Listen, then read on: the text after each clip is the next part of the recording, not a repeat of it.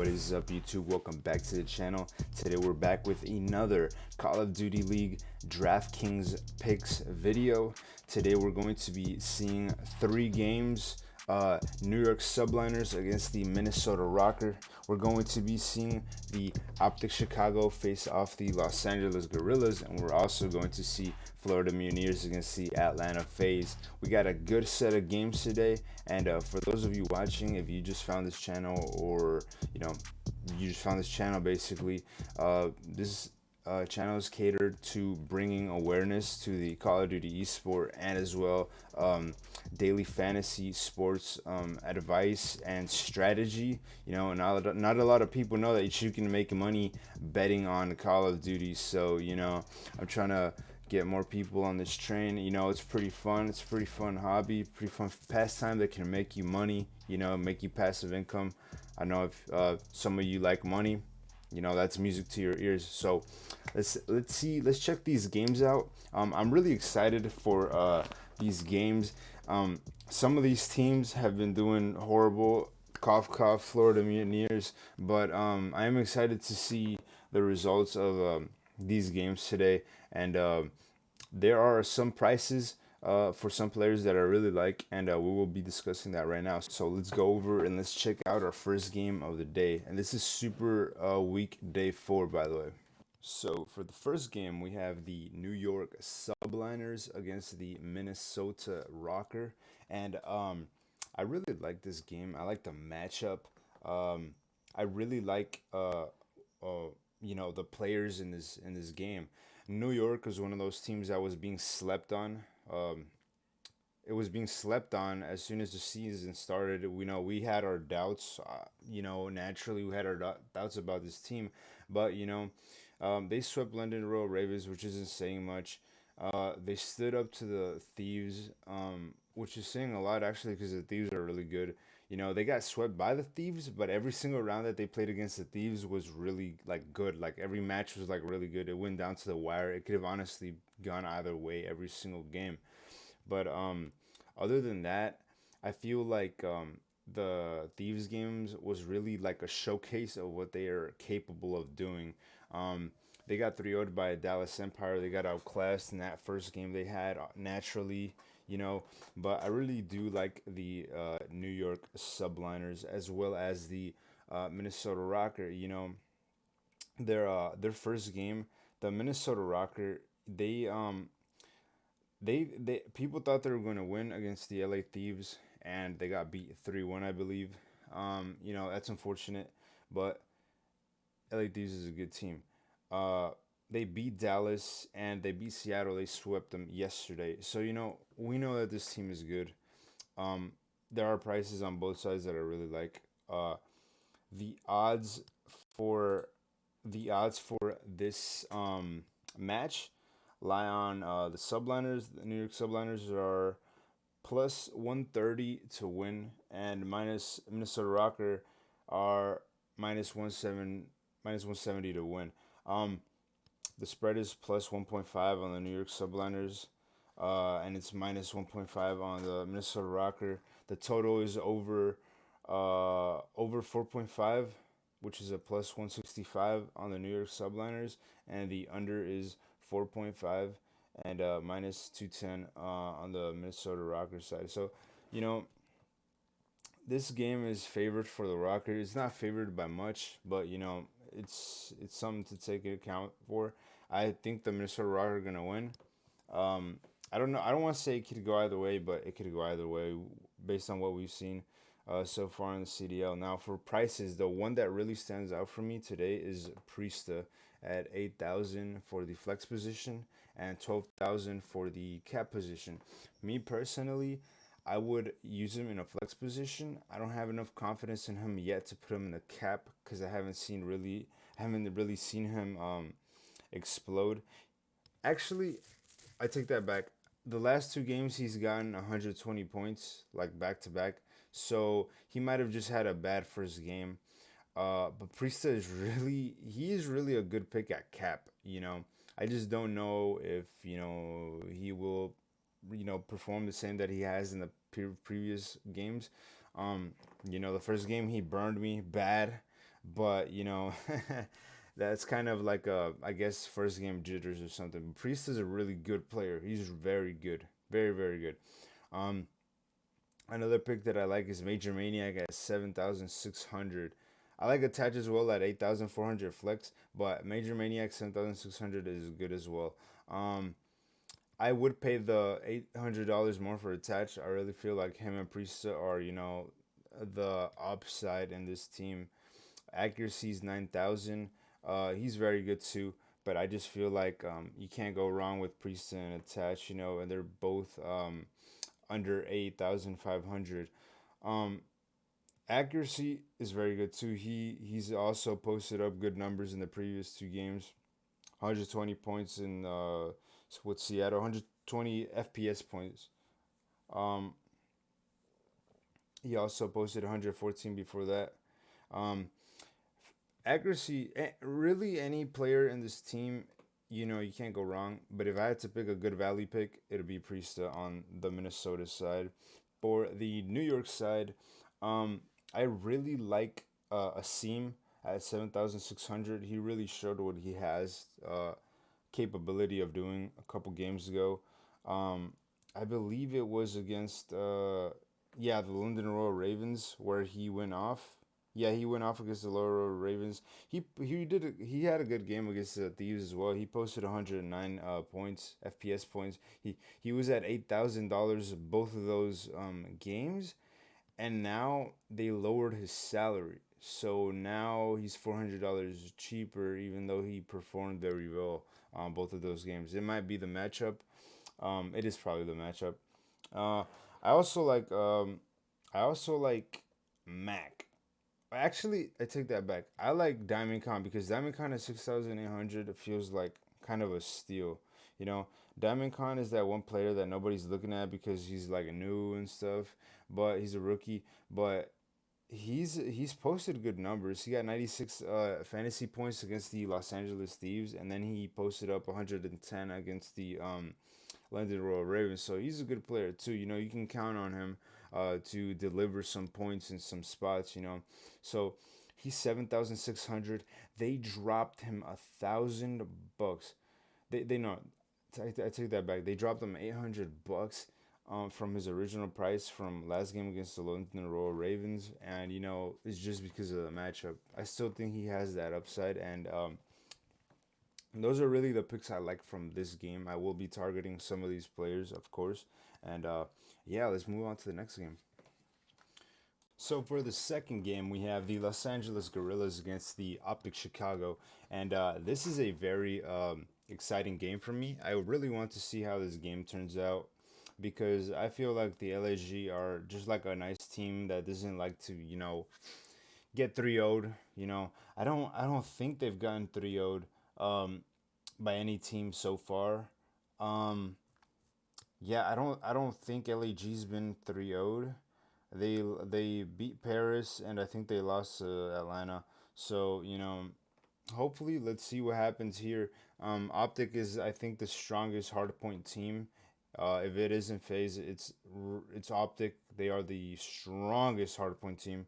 Um, this is a heavy favorited game for the Optic Chicago. They are favored at minus 600, and the LA Guerrillas are at plus 375. So that puts it into perspective for those of you who don't know.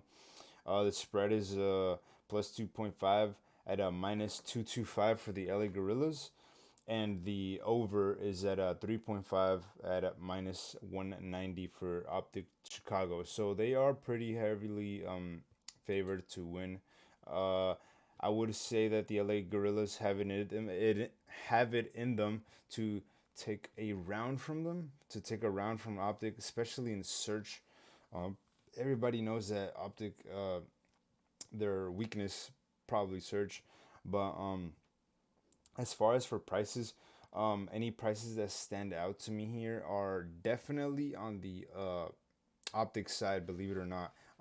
I really think that Envoy and Formal are at a very great value here. Envoy, 8,800 for the flex, 13,200 for the captain, formal at a 7,200 for the flex and 10,800 for the cap. Um, in my opinion, I would rather put Envoy for the captain position. Honestly, I could go either way, formal cap or Envoy cap. You save like about 3,000. Um, it would take formal to go off to for that 10,800 to pay off. Whether or not he is going to go off is yet to see, but Formal's at a very good price. Formal's being slept on right now. Envoy, his flex price is too cheap. Honestly, he is like a must lock at anything under 9,000. Envoy is like a must lock. Um, Dashi has the most expensive cap position at 15,000. I also believe he has the most expensive flex position at 10K. Um, he's a very good play too. Dashi's a beast. I mean, posted. He's only posted upwards of 100 points every game that Optic has played. Um, Formal as well. His history, the game's pretty good. He posted 77 against Toronto. Uh, you know, but with the inflated 1.5 of the cap position, if you were to put him in cap, that would probably go up upwards of 100. I don't know if the value would be there, but he got 83 points against the Atlanta FaZe, and I'm pretty sure they're going to get nasty with the LA Gorillas. So I really like Dashi, I really like Formal, and I really like Envoy. Scump is a little too expensive for my liking for the cap position at 12,900. I feel like Scump does have decent upside, but he got 94 last game, 94 fantasy points, and then 71 fantasy points the game before against Atlanta. So I really think that um, he's not being overshadowed, but I just think that for the prices, Envoy, Formal, and Dash should make more sense. He's at 8,600, so you can't go wrong with him at the flex position. Um, for the team prices, LAG's at a 3,300 for the cap, which nobody's gonna take, and a team regular flex price at 2,200. We've seen crazy stuff happen. This so far this season, but I really doubt that LAG beats Optic. So I'm not ever going to target their team for this kind of matchup. Um, for Optic Chicago, the team flex is at 3,800 and the cap is at 5,700 for the price at captain position. Um, as a strategy, I really don't like putting you know teams in the captain position. Is very rare. Like it's I don't know if you can get away with doing that. In any game, a team would have to really, really, really go off. You know, but or I mean, just get like 40 something points, and then with the 1.5. But I mean, it's really risky. So I would never take teams and put them in the captain position. But yeah, Optic is very favored to win. Those are the prices I like on the Optic side. On the LAG side, if I had to pick, um, I like I really like Apathy at 6,400. He is a very good player, and at 6,400, I feel like he's already shown that he has it in him to be like a beast or just like go off in certain games. Um, he posted 90 fantasy points in the game prior against the Paris Legion, where I believe they won. And he posted 61 points against Atlanta FaZe. That was unfortunate, but he did show signs of explosion in some of the games. Um, I feel like I feel like I think they might be missing a game. I'm not sure if they've played another game before this, but yeah, I really like Assault at 8,200.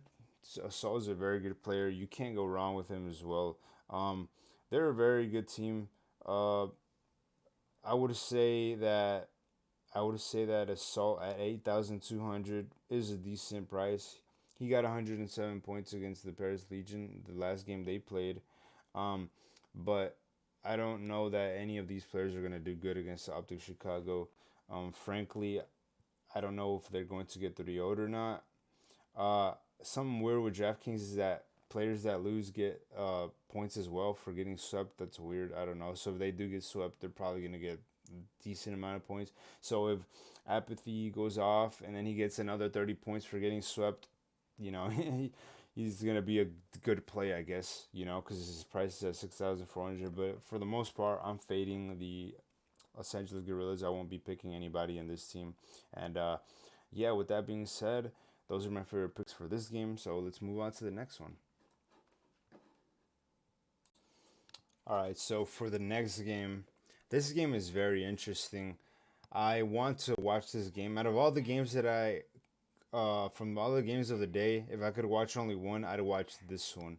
The reason is that, you know, as we all know, Florida has been just throwing duds left and right. They got swept by Paris Legion, which is insanely. It's just it's absurd. Let's look at the lines for this game.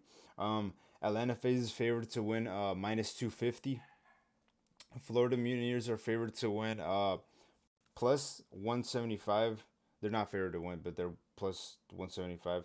Um, the spread on this game is minus 1.5, which is a minus 110 for for Atlanta FaZe, and the under is 4.5 at minus 250. So Florida Mutineers might take a round, might take a game. I don't think they're gonna win, but I really, you know, when teams like this that are very good and are absolutely destroyed in their prior two games, something beautiful happens in DFS. It reflects in their prices. You know, if you have a team like Florida, who's a good team, we all know Florida's a good team. They're just having troubles right now. They're having issues. We don't know if it's just, you know, beginning jitters. We don't know what it is. But we know that these players, or at least, you know, Skies and Slack's prices have been affected. Awakening is still at a crazy 14,400 for the cap. He's at a 9,600 for a flex. So I'm not looking at him in this spot, especially against FaZe. I'm not looking at him. Um, what I'm looking at specifically is at Skies. You know, he's posted 60 FPS points the prior two games that he's played. Um, Honestly, I think Skies might be having a, you know, a bad start to the season. So I don't know about picking him in a lineup, but his price is just crazy to me. 6,600 for Skies. Um, Based on if this game, this match goes more than 4 games, if it goes up to game 5, or just even goes more than game 3, um, I really think Skies can put up a decent stat line, especially if he just starts going off, if he starts like carrying the team, because Awakening is just too expensive in this position. I feel Slack at 6,200. I wouldn't pick him in the spot. At cap flex, you could do it. Uh, it's very risky, but I feel like Skies and Slack have bottomed out. So what this makes happen is that now Florida Mutineers are a team where, you know, they've been ridiculed. Now all they can do is come up. You know, though the way is only up from now. Like, I know they're going against FaZe and they might lose, but even if they lose, if they put up decent stat lines, that's a good thing. You know, if they push it to game 4, if they push it to game 5, that's a good thing. I'm I'm going to be completely fading Neptune. I'm not gonna have any exposure to him. He's too expensive at this spot. I don't know why he's 13,800 at cap or 9,200 in the flex. That's ridiculous in my opinion. But yeah, I feel like Skies and Slack are somewhat of a value on the Florida side. As for FaZe, I feel like Abizi is very cheap at the flex position, 7,800, very very cheap. Our city is very cheap too at the 8,400 position, and Cilium is very cheap at the 7,800. So these guys are cheap. I don't know why they're this cheap. They should be heavily favored. But this is what happens when the odds makers know that the team that has been on a bad streak recently isn't as bad as people are making them out to be. Now, Florida, obviously, we didn't suspect that we were gonna be talking about this bad about Florida just starting the season, but they have been struggling. Um, I think that just like we didn't expect them to get 3-0 by Paris, we're not gonna expect them to put up a fight against FaZe. I might be completely wrong. They might get swept by FaZe as well, but I wouldn't be surprised if they don't. Uh, they're basically gonna try to prove to everybody that they're still in contention. You ever get 3-0 by Paris, you're gonna feel bad. Um, I'm looking at our cities at 8,400 at flex and in the captain position at 12,600. I think he's a good value in both of those positions. Arcides always comes through. He's a beast. Arcides is a beast. Um, I really think that Arcides is a really good play. I think he's one of the, if not the best value play here, other than like Skies maybe. He is the best value play. He posted 100 FPS points against Optic of all teams last game, and then he posted 131 fantasy points against the LA Gorillas the game prior to that. So our city is a good player. This is gonna be a good match. I don't think they're just gonna. I personally don't think they're just gonna ragdoll Florida. We don't know exactly if this is gonna happen. I mean, for all I know, Florida might be actually going through it right now. They might actually be having some serious problems, but it's still too early. I think Florida can get back in the run. They gotta step it up. They gotta step it up. They gotta show some sort of life here. Um, Anybody in the FaZe roster is is you can't go wrong with either of them. Uh, Simp is at 14,700 at cap, 9,800 in the flex. He's perfect in both flex and captain position. Really, all of them. You should target at least two players from the FaZe roster, I believe, in this position for sure. Um, the team prices are uh, 3,600 for the team flex and 5,400 for the cap spot for FaZe, and the cap spot is 3,600 for Florida, and it is 2,400 for their flex. So I really do think FaZe wins 3-1. I think Florida takes one. Um, I'm really looking forward to watching this game, and I'm really looking forward to all the games today. And I'm really happy that we've gotten to see so many good matchups this week. It's been hectic, but it's been pretty cool. And like I've always said, if you've watched this far and you like the content, you know where to find me. Like, subscribe if you want, dislike if you want, comment as well.